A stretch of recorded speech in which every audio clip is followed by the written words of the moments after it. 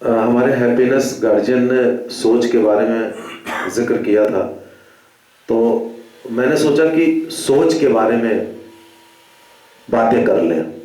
अक्सर सोच को और विचारों को हम एक समझते हैं, लेकिन सोच और विचार दोनों एक चीज नहीं होते। अक्सर कोई बात होती है, निर्णय लेना होता है, तो हमारे बुजुर्ग कहते हैं भाई जरा सोच विचार कर लेना। तो वो विचार नहीं कहते हैं, सोच नहीं कहते हैं, कहते हैं सोच विचार कर लेना। यानी कि वहीं पे डिफरेंशिएशन आ गया कि सोच कुछ और होती है और विचार कुछ और होते हैं। अब सोच को अगर डिस्क्राइब करना है तो अंग्रेजी में एक शब्द है जो इसको बेटर डिफाइन करता है, माइंडसेट।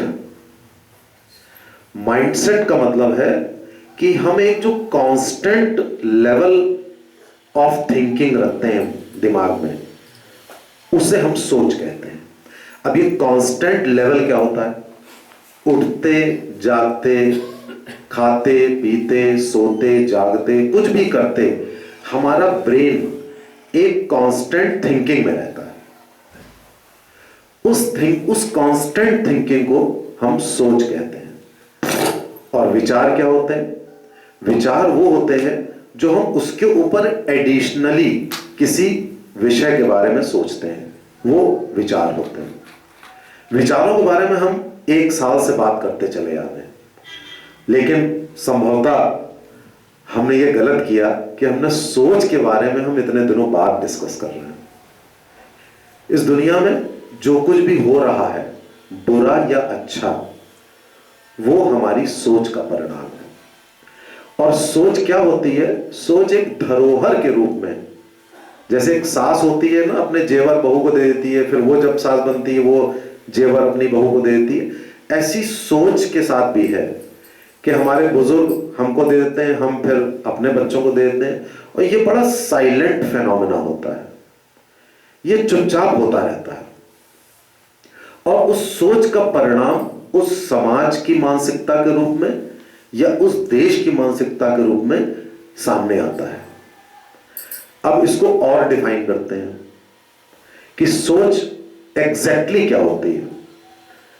जैसे कि आप देखते हैं कि एक बच्चा जन्म लेता है तो वो क्या करता है? खूब सारे प्रश्न पूछता है वो, और हम लोग क्या जवाब देते हैं? अरे क्या तुम बेकार की बात कर रहे हो।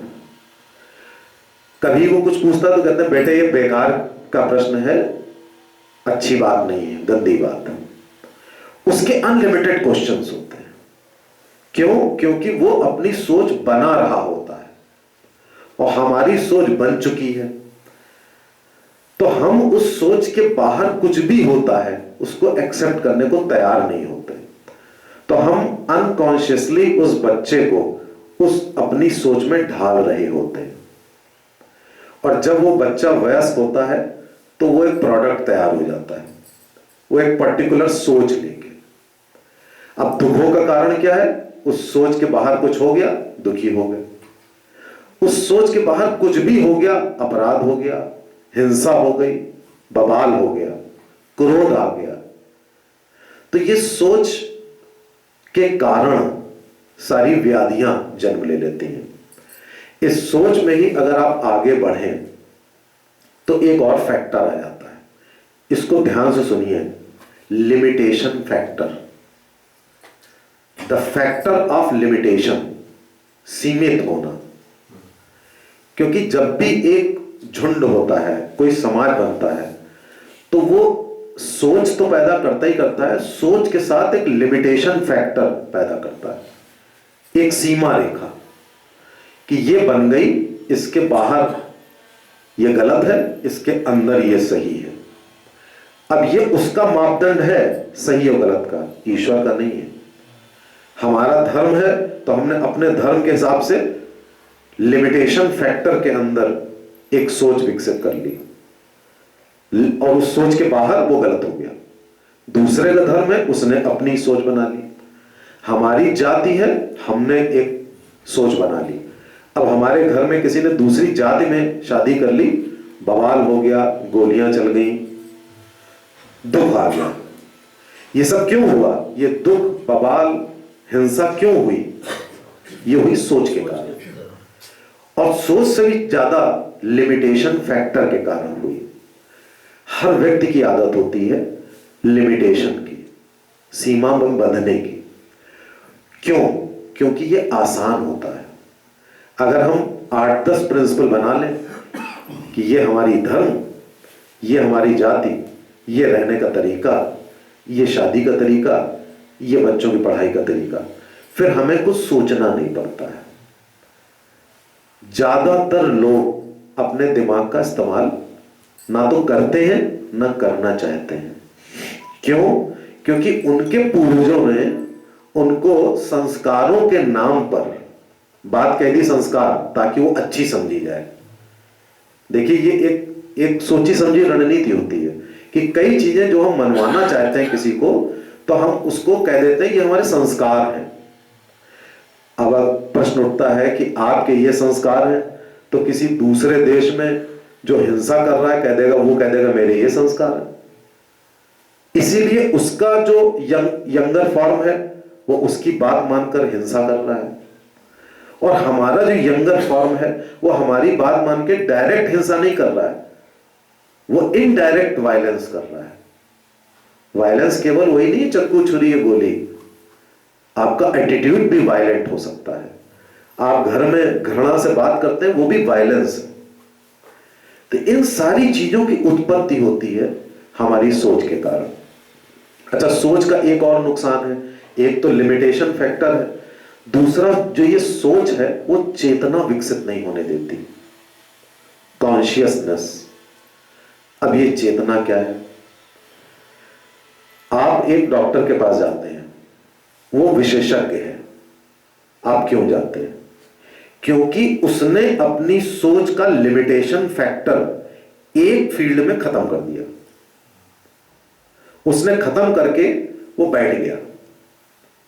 ज्ञान हमेशा श्रद्धा से आता है।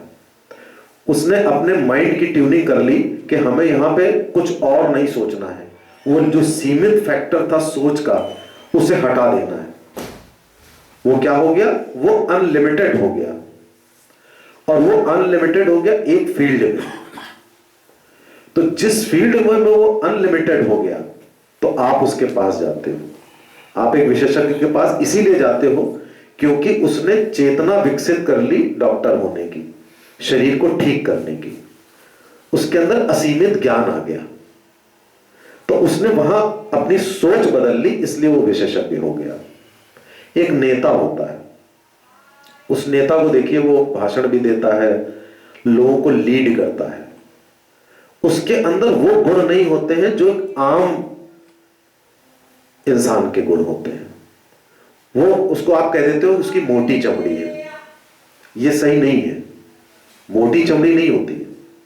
उसने अपनी सोच बदल ली होती है एक स्पेशल दायरे में कि हमको इस तरीके से काम करना है, हमें बात बात पे गुस्सा नहीं होना है, हमें कमिटमेंट देना है, इससे उसको थोड़ा सा रिलीफ मिल जाएगा व्यक्ति को कि हाँ चलो तुम्हारा काम हो जाएगा। तो तरह तरह के वो जो स्वांग रास्ता है वो अपनी सोच को सीमित से असीमितता की ओर ले जाने का कार्य करता है, क्योंकि सारा जो दुख है, संताप है और जो हिंसा है, वो सब कुछ सोच का परिणाम है। अब जो लोग सोच अपनी बदल लेते हैं, क्या होता है उनके कंडक्ट में? वो बहुत शांत हो जाते हैं। जो अपनी सोच बदलते हैं वो शांत हो जाते हैं, सुखी हो जाते हैं, खुश हो जाते हैं, और वो रिसेप्टिव हो जाते हैं। रिसेप्टिविटी का क्या मतलब है? आइडिया को आने देते हैं अपने अंदर। और जो सोच को नहीं बदलते हैं वो लिमिटेशन फैक्टर से ग्रसित होते हैं। जहां कोई बात कही धर्म के विरुद्ध, वो आग बबूला। जहां कोई बात कही जाति के विरुद्ध या एक पर्टिकुलर जो फ्रेम है उसके विरुद्ध बात करी, वो आग बबूला। तो वो क्यों गुस्सा होते हैं? क्योंकि वो उसके आगे रिसेप्टिव नहीं होते हैं, वो सोचने को तैयार ही नहीं है कि ये आइडिया हमारे दिमाग में आए, क्योंकि उन्होंने एक फ्रेमवर्क बना करके एक दरवाजा बड़ा सा लगा रखा है, उसके अंदर कुछ नहीं आने देते। जब आप सोच बदलते हैं तो ये लिमिटेशन फैक्टर खत्म कर देते हैं। तब क्या होता है, आपके पास आइडिया आने लगते हैं। तब आप धर्म के बारे में बहुत, अगर कोई आपके अगेंस्ट बात बोलता है तो आप सुनने को तैयार होते हो।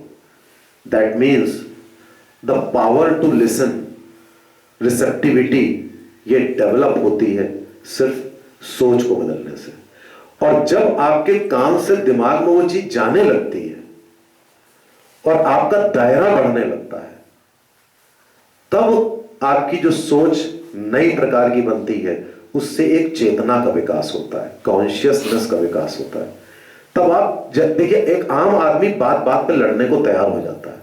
आप देखें कहीं भी युद्ध होता है, राइट्स होते हैं, उनमें मरते कौन है? आम लोग। लड़ाई किसमें होती है? आम लोगों में होती है।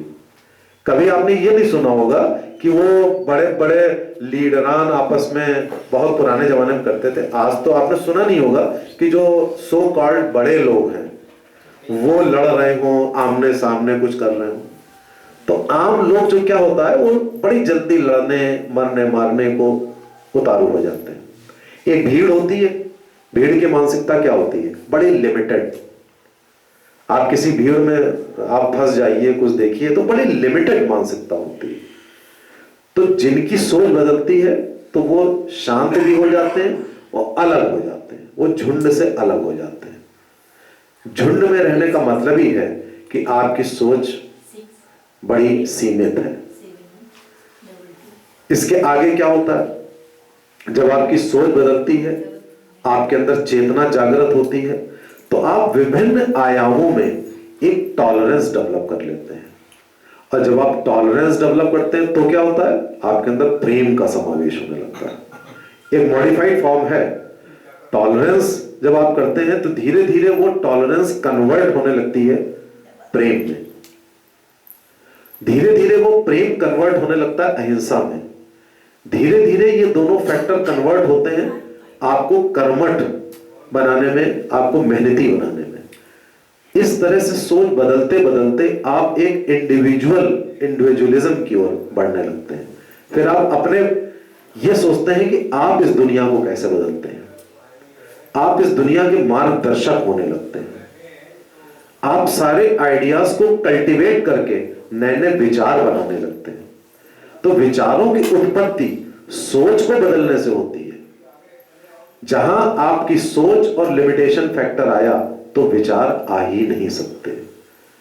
इसलिए अगर भविष्य उज्जवल करना है तो सबसे पहले अगर प्रहार करना पड़ेगा तो सोच पर करना होगा। और सोच से भी ज्यादा इंपॉर्टेंट है सोच का लिमिटेशन फैक्टर, कि बस इसके आगे हमें यह काम किया तो वो गलत है। तो गलत और सही की परिभाषा हर समाज की अपनी अपनी हो जाती है, यहां तक कि हर परिवारों की अलग अलग हो जाती है। अब माइंडसेट है कि अगर विदेश में वही काम अच्छा समझा जाता है तो हमारे वहां कई समाज में वो काम बड़ा बुरा समझा जाता है। अब वो कार्य तो या तो सही होगा या गलत होगा, समाज के अनुसार वो सही और गलत तो नहीं हो सकता। तो सीधी सी बात है कि हमारी सोच और हमारी लिमिटेशन हमारे दुखों का कारण होती है। फिर हम उसी में जीते हैं, उस झुंड में, कि हमारी लड़की को इस जात में शादी करनी है, हमको ऐसे आचरण करना है, हमको बस सुबेरे आ करके कुछ थोड़ी सी कमाई करके बस भोजन कर लेना, ये जीवन हो गया। हम उस सोच में फंसे रहते हैं। तो मित्रों, हमारा ये संदेश समझिए या एक सुझाव समझिए कि सबसे पहले अपनी सोच बदलकर अपने बच्चों की सोच बदलिए। और जब बच्चों की सोच बदलेगी तो परिवार और समाज सभी उससे प्रभावित होंगे। तो बच्चों को आप उसमें मत डालिए कि ये मेरी सोच है, यही तुम्हें करना है। मेरे पास जब ऐसे लोग आते हैं जो कहते हैं कि बच्चा कहना नहीं मानता, तो मैं बहुत खुश होता हूं। मैं कहता हूं बहुत अच्छी बात है कि बच्चा कहना नहीं मान रहा है। क्यों? क्योंकि वो सोच रहा है, उसको ईश्वर ने दिमाग दिया हुआ है, वो अपने हिसाब से सोच रहा है, वो आपके हिसाब से नहीं सोच रहा है। और उसको सोचना भी नहीं चाहिए, वरना तो वो एक जनरेशन को रिपीट करेगा। अगर आपकी बात आपको बच्चा पूरी तरह मानता है तो आपकी एक जनरेशन को रिपीट करता है। उसकी बर्थ का फायदा क्या हुआ? उसके जिंदा रहने का, जन्म लेने का क्या फायदा हुआ? तो इसलिए अगर बच्चा कुछ नया करता है तो उसको नया करने दो भाई। ओबीडियंस, जिसको हम बहुत अच्छा गुण मानते हैं, एक बात सुन लीजिए कि obedience is the worst kind of slavery. गुलामी का प्रतीक होता है आज्ञाकारी होना। कहीं कहीं पे आज्ञाकारी होना अच्छा होता है, मिलिट्री में आज्ञाकारी होना है। मैं ऑपरेशन कर रहा हूं मरीज का और मेरा जो टीचर ने बताया कि ऐसे करो तो मुझे आज्ञा माननी है, वहां जरूरी है। अदरवाइज ओबीडियंस यानी कि आज्ञाकारी होना is a worst kind of slavery, गुलामी है। रिपीट करने से कोई फायदा नहीं है। मैं अनुशासनहीनता की बात यहां नहीं कर रहा हूं, मैं दूसरी सोच की बात कर रहा हूं। इसका मतलब ये ना समझिएगा कि वो गुंडागर्दी करने लगा आपका बच्चा तो आपने कहा यार वो नया काम कर रहा है, मैं ये नहीं कह रहा हूं, मैं सोच की बात कर रहा हूं। तो मित्रों, सोच बदलिए, उससे देश बदलेगा, समाज बदलेगा, हम सब बदलेंगे। Thank you very much.